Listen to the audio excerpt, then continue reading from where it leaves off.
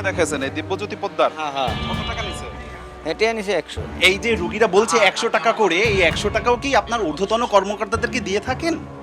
আমার আপনার সাথে কোনো বিষয়ে কথা বলার আসলে অধিকার নেই। ডাক্তারের সাথে ওই যে যারা কাজ করে ওই জোর করে 1000 টাকা নিচ্ছে। এই আপনি রাখেন, বন্ধ করেন না করলে।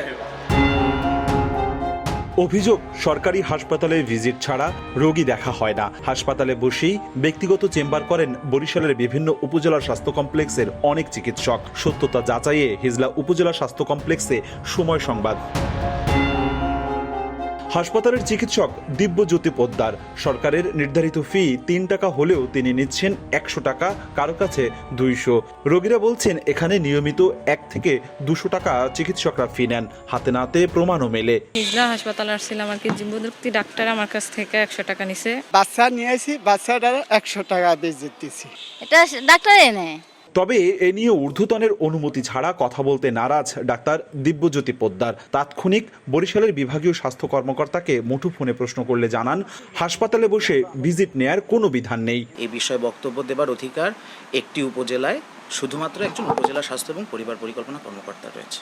এখানে কোনো ক্রমেই কোনো লেনদেন হবে না এবং এটা কোনো ক্রমেই প্রশ্রয় দেওয়া যাবে না। এটা আমার নজরে যদি আসে আমি তদন্ত সাপেক্ষে গৌরনদী উপজেলা স্বাস্থ্য কমপ্লেক্সের প্রবেশ মুখে প্রতিদিন দালাল চক্রের সদস্যরা বসে থাকেন। সময় সংবাদের উপস্থিতি টের পেয়ে সটকে পড়েন সবাই। মুহূর্তেই খবর পৌঁছে অন্যরা সাবধান হয়। অভিযোগ আছে এখানকার কতিপয় চিকিৎসক ও স্টাফদের যোগ সাজসে রমরমা ডায়াগনস্টিক সেন্টারের ব্যবসা। 500 টাকা চাই, আমি বলি কি খুশি 50 টাকা দিতে চাইছি যে এটা রাখেন যেহেতু কাজ করছেন।